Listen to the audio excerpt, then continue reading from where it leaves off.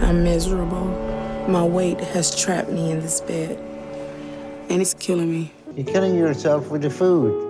Which part of that is so hard to understand? The life that I'm living is pathetic, it's disgusting, and I'm going to die very soon. Hello, everyone.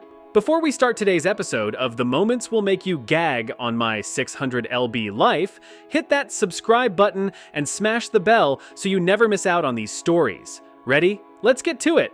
Marla McCantz's journey from Nashville to a whole new life is nothing short of inspiring. When we first met Marla in season 3, she was in a critical state, weighing around 800 pounds. Her weight had reached a point where regular hospital scales couldn't measure her, and she was living a life confined to her bed. I hate living like this. I have arthritis, gout, lymphedema, diabetes. I'll check my sugar level. 152, that's high. And I am on oxygen at night, or I'll stop breathing. Behind Marla's struggle with weight was a story of fear and trauma. After a harrowing experience with an abusive boyfriend who took her hostage and later attacked police officers, Marla lived in constant fear. This fear, knowing her ex was still at large and wanting to harm her, led her to stay home and turn to food for comfort, particularly junk food. It wasn't until my early 20s that my weight started to be a problem. Something drastic happened, and this is the outcome. I tried to break up with my boyfriend at the time. He lost it, and he took me hostage. He held me at gunpoint, and I thought I was gonna die. Her weight gain spiraled from there, with Marla becoming completely dependent on her 3 daughters, especially her daughter Adele, who took care of her daily needs. I have 3 daughters, and I depend on them for everything. It makes me feel like a burden to them. I'm 24, and I have to take care of my mom. I wipe her, bathe her, make sure she's clean, and I do get tired. Deciding enough was enough, Marla, with the support of her family, embarked on a 13-hour journey to Houston to seek help from Dr. Now. Upon arrival, Marla was in dire straits, struggling to breathe and exhausted from the journey. Her situation became so critical that she stopped breathing one night and was rushed to the ICU. Later, she also underwent surgery to remove a blood clot in her leg. Yeah, this is Dr. Nowzaradan. Who is this? I'm calling you about Marla's condition. Her condition worsened, and early this morning she stopped breathing, and we moved her to ICU. Marla's health has continued to decline.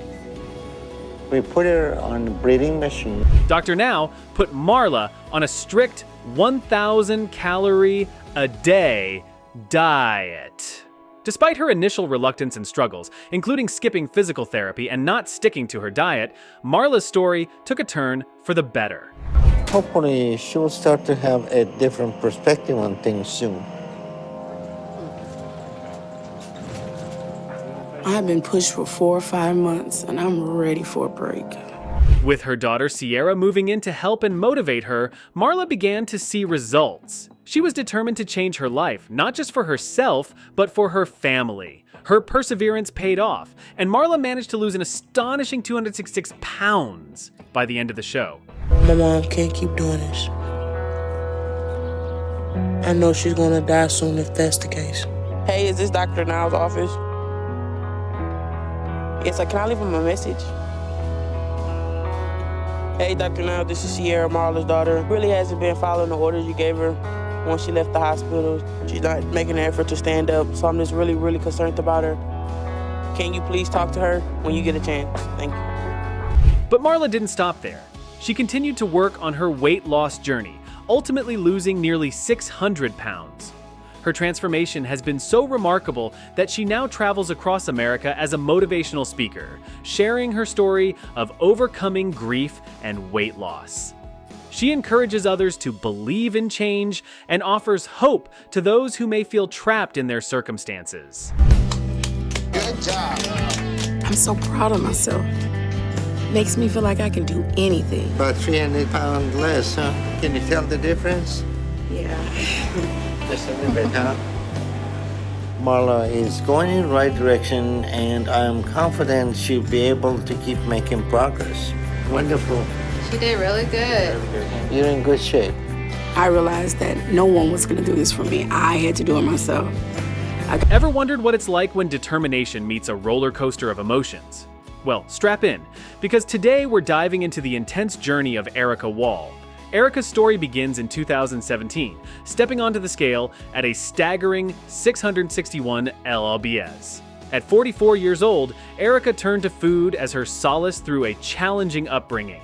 Every time that I do wake up, I'm just as surprised as everyone else. And as soon as I get up, my body gets so starving and so hungry that I just have to eat.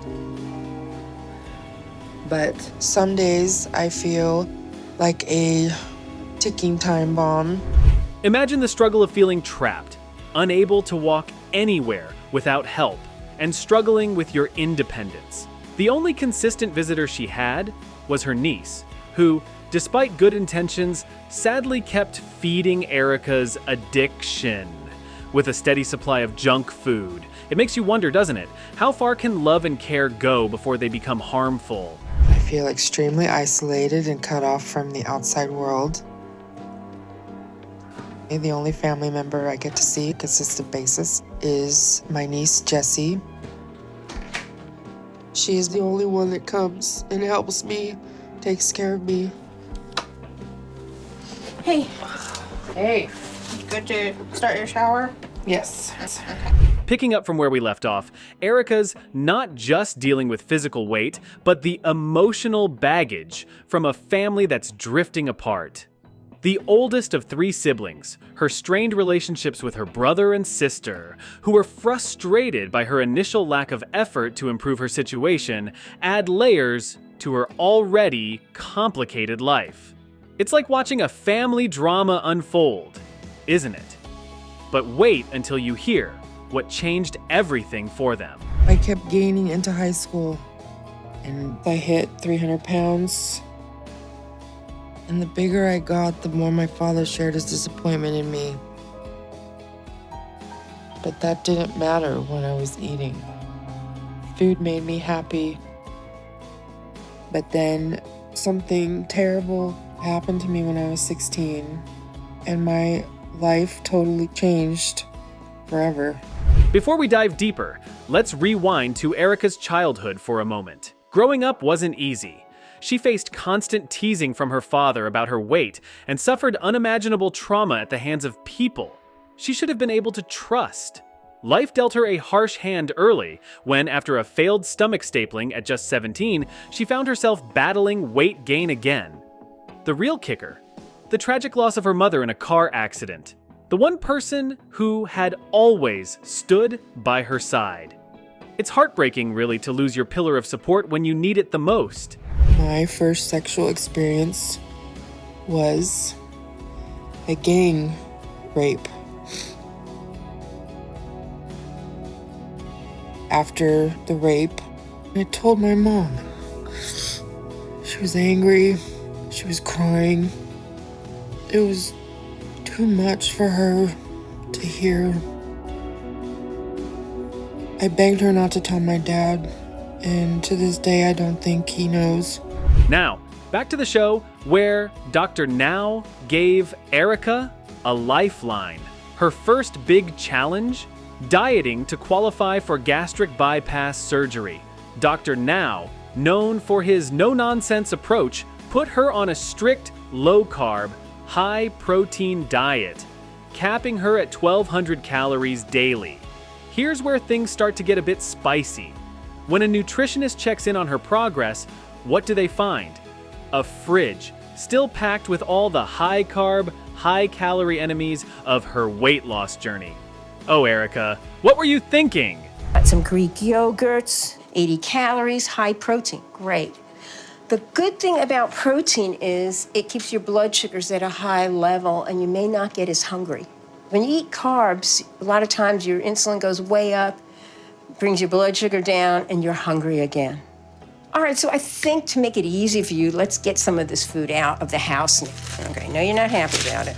This next part had viewers shouting at their screens. Instead of owning up to her diet detours, Erica lashes out during the junk food purge, throwing a fit about wasting food and boldly declaring her plan just to reorder everything tossed out. Can you believe that? Talk about audacity. Moments like these make you question whether the path to change is only as clear as one's willingness to walk it. Not having the foods in the house, will that make it easier? Yes. All right, so I'm putting this in the trash, and I know this is hard for you, but it's gonna be easier. Take care.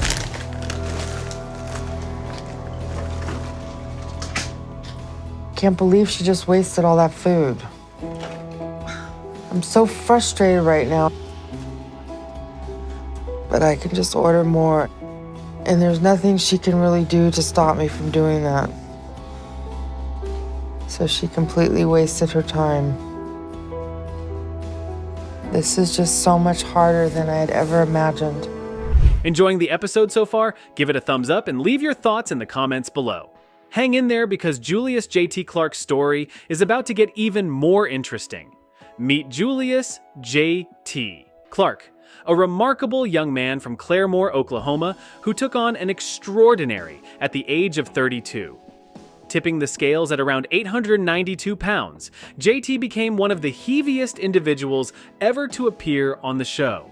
Every day of my life is pretty much the same. I wake up and eat. And I try to keep eating for as long as I can, because it's what I live for now. And it's all I want to do. And I can't start my day until I've had something. So when my girlfriend Jessica wakes up, she usually gets up before me and heads out, but she never leaves me without leaving something I like by the bed. When JT first appeared on the show in season 8, viewers were shocked to learn he weighed almost 900 pounds, burdened further by a 100-pound lymphedema mass. During a month-long hospital stay, JT showed promising progress by shedding 100 pounds. Because I sink in so deep, it's like trying to get out of cotton candy or pudding. But as hard as it is, getting up out of bed is the easy part. Because not only do I have all the weight of my body pulling down on me, I also have severe lymphedema on my left leg. I can't walk properly because my lymphedema pushes against both of my legs. However, this period of progress was shadowed by personal turmoil as his girlfriend broke up with him, plunging him into depression. Dr. Now, seeing his struggle, recommended rehab to help JT continue his journey in a supportive environment. Want to talk about things because he doesn't want to talk about them. It makes me feel like I have to bottle everything up. I love JT a lot, and that's what makes it hard. How you feel about me leaving? Stressed. I told you, this ain't gonna be easy. This is gonna be literally torture. And I'm definitely not gonna be easy to cope with during it. Rehab, however, presented its own set of challenges. Despite the controlled environment, JT found ways to cheat on his diet through takeout orders, leading to a disappointing 10-pound weight loss over 2 months. But Dr. Now says I need someone down here to help me. So my cousin Blair came down to visit me a couple of days ago. I was told by Dr. Now that I'm getting transferred to a rehabilitation center. Dr. Now confronted him about his diet, but JT was in denial, claiming he hadn't gained any weight. Dr. Now, experienced and straightforward, expected a much more significant weight loss given JT's size and condition. No matter you're in Houston or Oklahoma or Timbuktu, nothing justified to be unhealthy and give you all that rhetoric that I didn't follow that because I wasn't planning to be in here. Okay. Really, I mean, this is your life. This is your health. Okay. And you are responsible for it, and we're giving you help and tools to change your life and be healthy, and you're making all kind of nonsense reason not to follow diet, right? Feeling trapped and depressed in rehab, JT expressed a desire to return home and continue his weight loss journey independently. His cravings grew intense and seemingly uncontrollable, with Dr. Now warning that this path could lead to dire consequences. Whether he wants to use that as an excuse to continue to self-destruct and kill himself with food, or whether he wants to start to truly make the changes he needs to save his life. But we can't keep him here forever, so he's going to decide which path he wants to go down. I guess I'm still not getting out of here anytime soon. Despite his initial resistance, reminiscent of a defiant teenager, the relentless support from Dr. Now and his team eventually steered JT back on track. But right now, my focus is on doing what I have to get out of here. Remarkably, JT's story transformed over the years. He underwent weight loss surgery, which was a turning point, allowing him to lose about 400 pounds. With his weight halved from his first appearance on the show, he weighed in at 491 pounds. At least my surgery went well and I'm making more progress. But Doc said he's coming by to see me, and if I'm doing well enough, that he's gonna discharge me.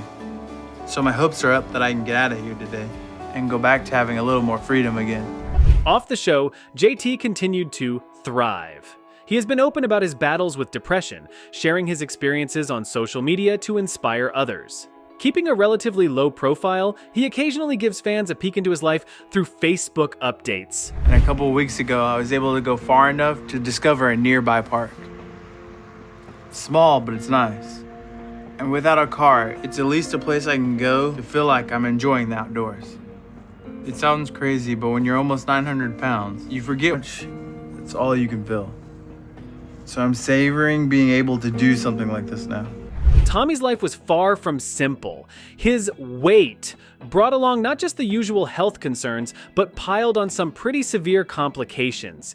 He suffered from extreme lymphedema and could barely stand for more than 30 seconds. To breathe, Tommy depended on an oxygen tank for every breath. And if that wasn't enough, he lived in constant fear of falling over, because if he did, he might not be able to get up again. To manage this fear, he wore grip socks, even in the shower, to prevent any slips. Can you imagine dealing with all that every day? I don't go out. I can't do much. And I get sad about it because I remember a day when I just get up and go. But now my home is my cage. And the way my body is what keeps me trapped here. But when I get up, it puts pain all through my whole body. And my feet hurt because they're getting stomped to the ground. My legs ache because of the lymphedema, and my knees ache because they're deteriorating. At home, Tommy wasn't alone in his journey. He lived with his fiancée, Amanda, who was a pillar of strength for him. Amanda managed their home and cared for Tommy, handling everything from household chores to cooking and serving Tommy's meals. And let's talk about those meals. Because Tommy truly had a love affair with food. He didn't just eat 3 times a day. He ate 8 meals daily. Once he started eating, it was hard for him to stop. But where did this all start? Food is what I live for. I'd eat every minute of the day if I could. In some ways, I'm already close to doing that because I eat like 8 meals a day. And Amanda is the one that cooks and brings it to me to make sure I'm happy. And she always makes something good. Very, very good. But my favorite is when she makes me a bunch of bologna sandwiches. That bologna and cheese sandwich that's probably my Achilles heel. It's hard to stop because it's hard to be happy. Let's rewind to Tommy's childhood, which was anything but stable. From a young age, Tommy turned to food as his comfort. His home life was chaotic, shadowed by his father's alcohol addiction, which often led to loud and distressing fights between his parents. The situation took a darker turn when he was 8, as he lost his father, deepening his emotional dependency on eating. Food was his escape, a solace from the pain and confusion of losing a parent so young. My father was alcoholic. He meant well, but him and my mom did fight quite a bit. And most of that was because he drank. And because of all that, things in our house were chaotic, and we get loud and scary. So what I remember I do is get some food and go eat. Because I always helped my fear go away and I felt better. But the struggles didn't stop with his father's death. A few years later, when Tommy was 11, he faced another horrifying situation. While his mother was at work, a friend of his mother, who was supposed to look after him, began physically abusing him. Terrified and alone, Tommy didn't tell anyone about what he was going through. Instead, he found comfort where he always did, in food. No one should ever go through something like this. Even worse when I was 11, because with my mom having to work a lot, she had friends start to watch me when she couldn't be around. And he kind of started an inappropriate relationship with me, and he molested me.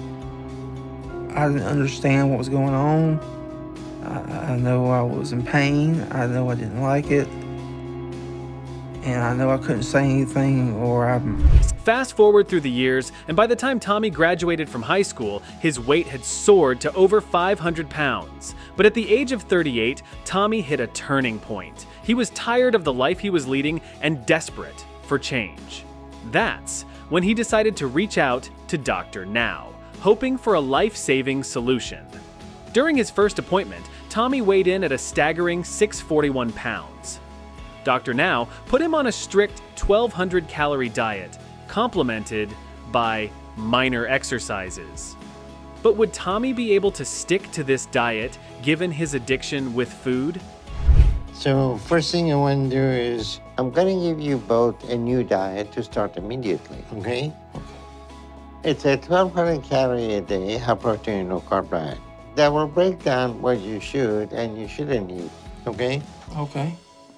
You need to make those changes to be permanent and stick with them. You think you can do that? Yes, sir. By the end of his episode, Tommy had managed to lose 189 pounds, feeling a lot better and more in control of his life. Dr. Now was pleased, but emphasized that it wasn't enough. He challenged Tommy to continue losing weight at a steady pace to qualify for skin removal surgery in the future. Tommy's commitment showed through his progress, highlighting his determination to turn his life around for good. Thanks for watching. If you found these stories as mind-boggling as we did, make sure to hit that like button and subscribe for more jaw-dropping stories. Don't forget to ring the bell so you never miss an update. I'm doing pretty good. Okay. And how is the therapy working for you? Dr. Lola is doing pretty good. She does help me a lot with my issues. All right. Well, you lost 24 pounds over the last 2 months instead of 40. But the good news is 12 pounds a month is better than 8 pounds a month. So you're at least moving in the right direction with that.